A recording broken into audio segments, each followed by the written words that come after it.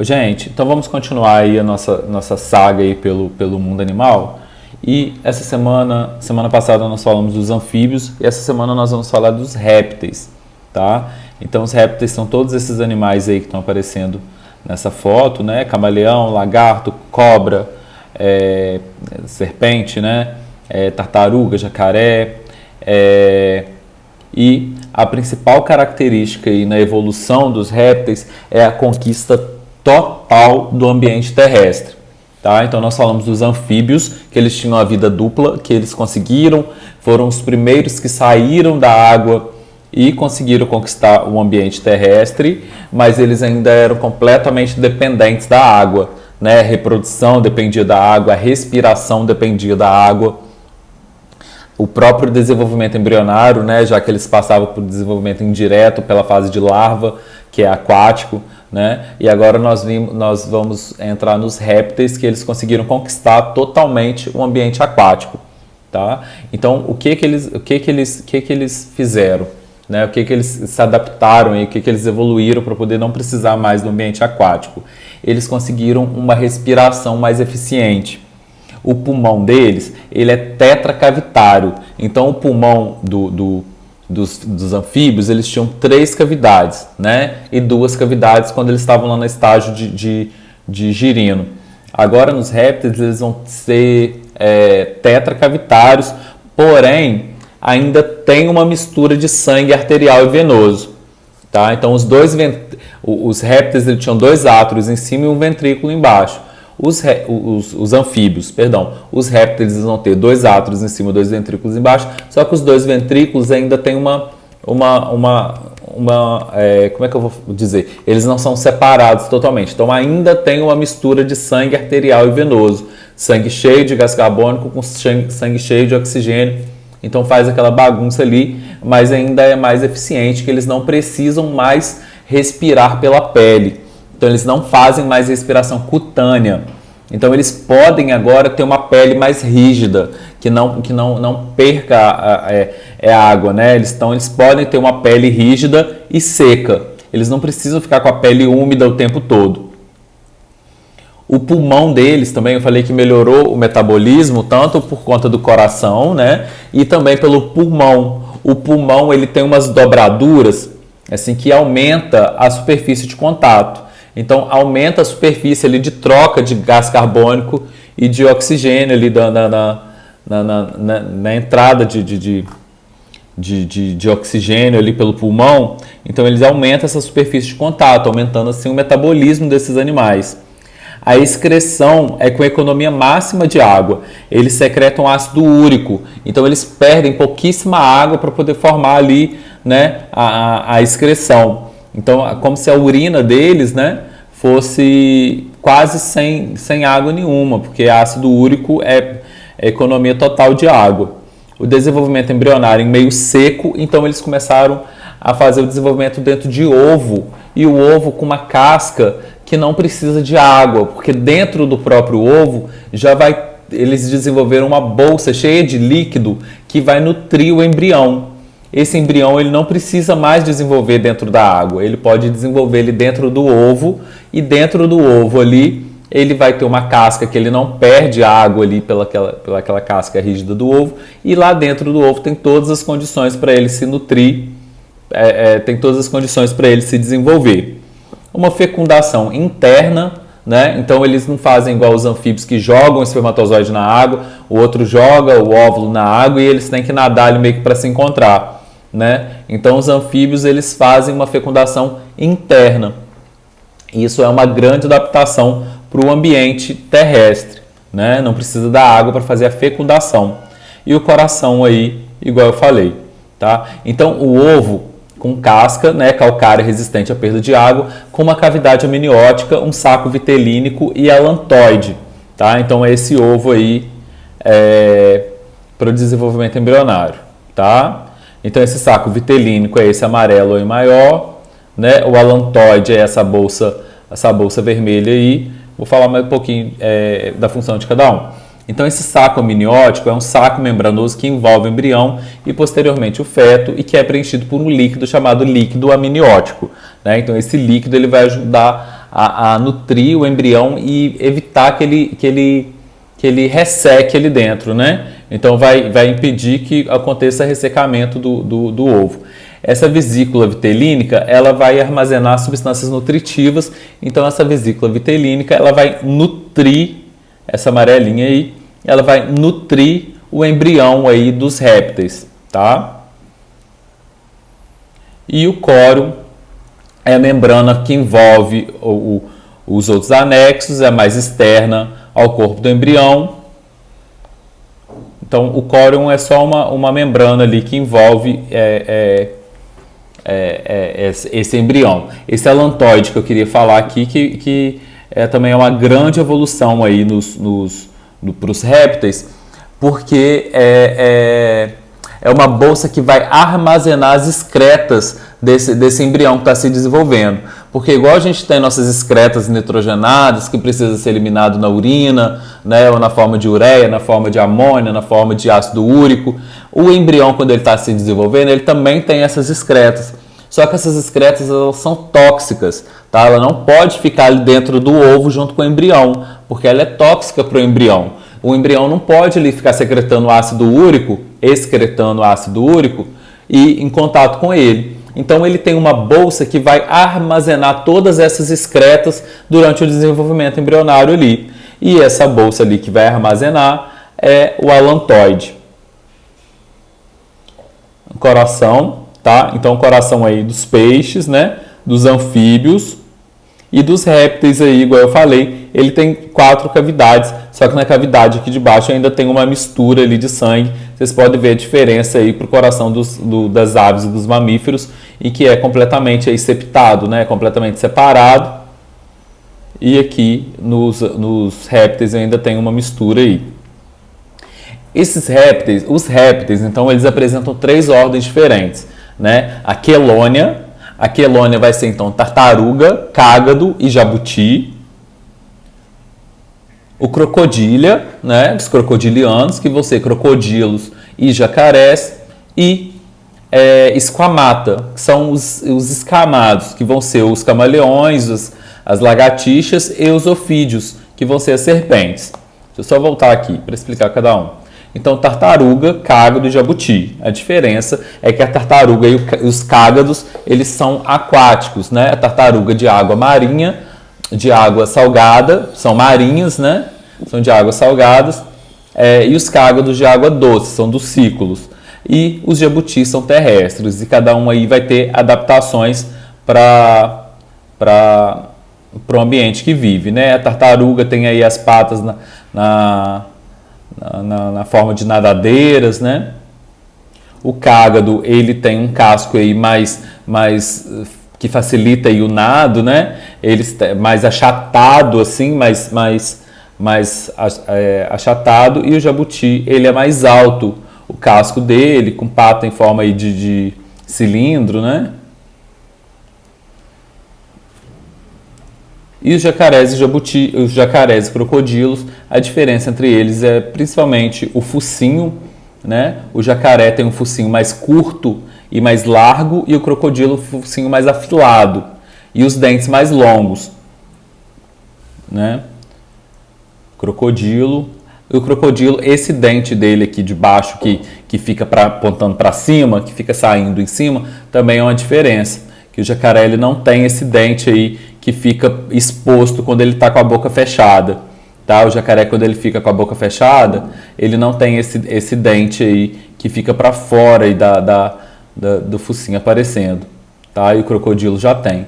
Então o focinho do jacaré, ele é mais curto, mais achatado, e o crocodilo, ele é mais afilado, o focinho dele, ele é mais comprido e afilado. Então, dentro do esquamata, gente, que vai ser os lagartos, lagartixas, camaleões e as serpentes, eu tenho, então, os lacertídeos e os ofídeos. Lacertídeo vai ser lagarto, lagartixa e camaleão, e os ofídeos, que vão ser as serpentes. Tá? Eu coloquei aí cobra e serpentes. Você sabe qual a diferença, gente, entre cobra e serpente?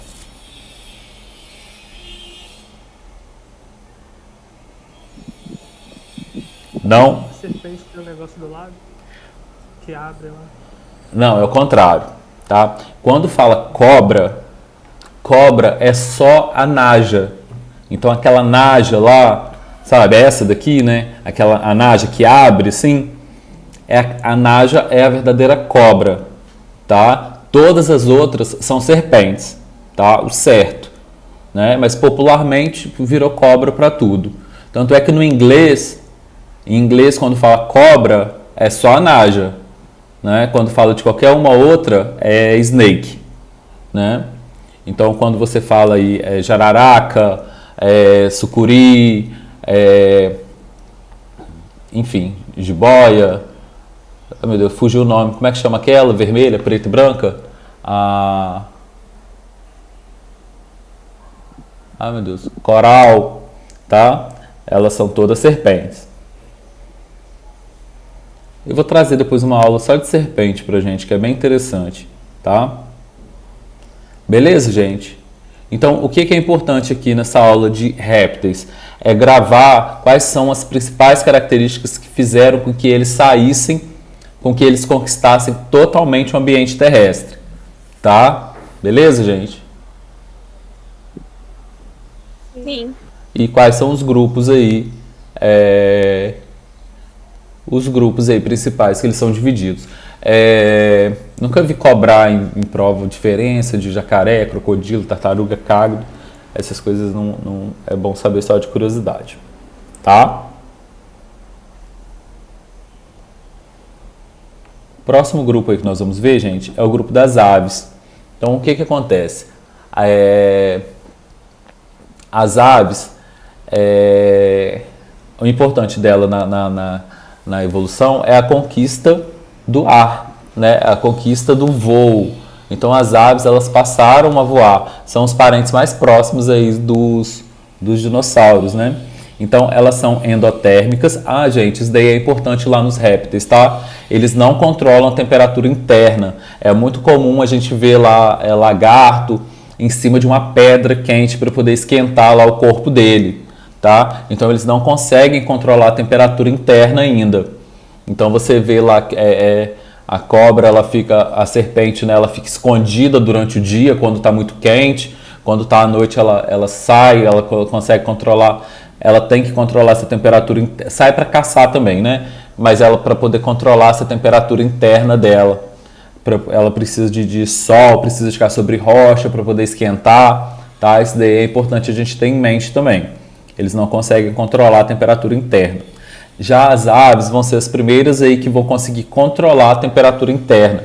Então as aves, elas são endotérmicas, ela tem um metabolismo tão eficiente, o metabolismo corporal delas, o metabolismo, né, delas é tão bom que elas conseguem controlar a temperatura interna, tá? Então elas apresentam fecundação interna, né, botam ovos, são ovíparos, e coração tetracavitário sem mistura de sangue arterial e venoso, tá? O coração delas é tão eficiente quanto o nosso, quanto dos mamíferos. Então é um coração tetracavitário sem mistura aí de sangue arterial e sangue venoso.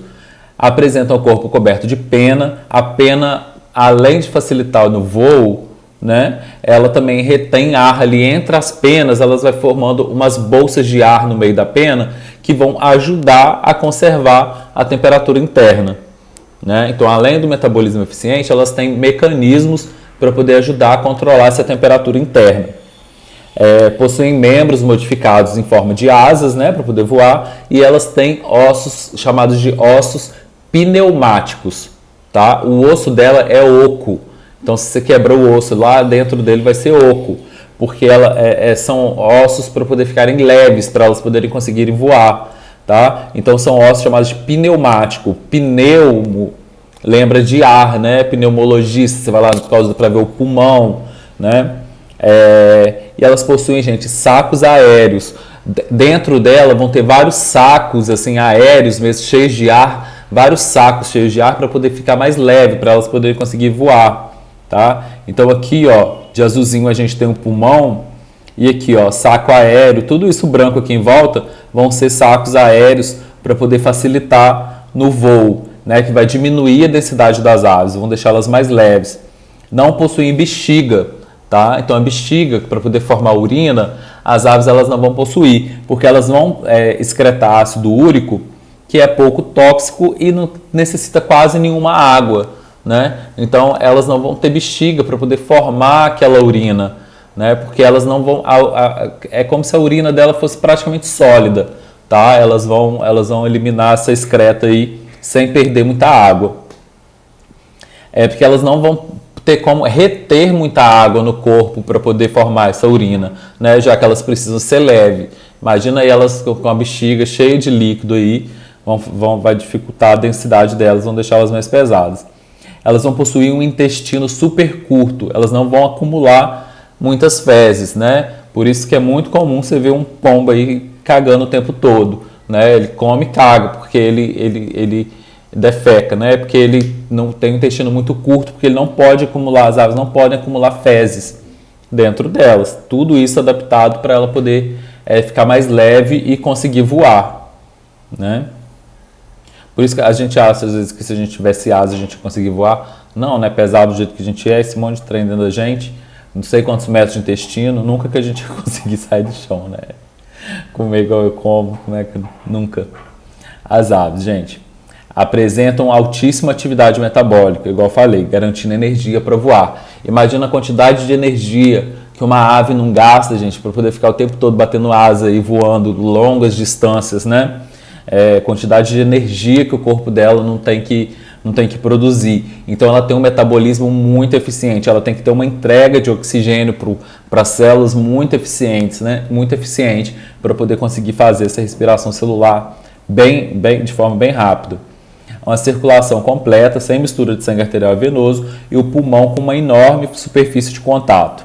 Algumas aves aquáticas apresentam glândulas produtoras de óleo, né? Nós vimos isso lá quando nós estudamos as ceras, lá nos lipídios. Lembra que a função da cera era impermeabilizar penas das aves aquáticas? Então, algumas aves aquáticas apresentam glândulas produtoras de óleo, a glândula uropigiana, tornando as penas impermeáveis aí à água. Tem dois grupos principais de aves, as caridatas e as ratitas.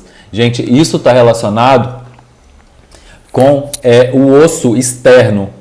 Sabe o osso que a gente tem bem aqui na frente do peito, né? Onde as costelas se unem, tá? Então, esse osso aqui, ó. Esse osso aqui. Então, o que acontece? Nós temos as costelas, nós temos os nossos músculos peitorais.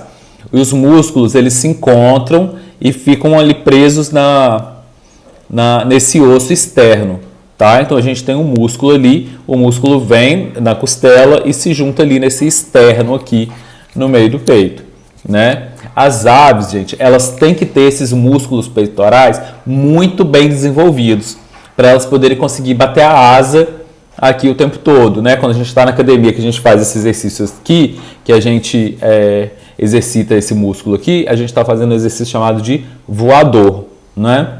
Então, é isso que as aves fazem. Elas têm que ter esse músculo peitoral muito bem desenvolvido para poder conseguir voar. Peraí. Então, gente, algumas aves, elas têm esse músculo, esse osso externo prolongado. Eles falam em forma de quilha ou carena, que é um prolongamento desse osso externo aqui na frente.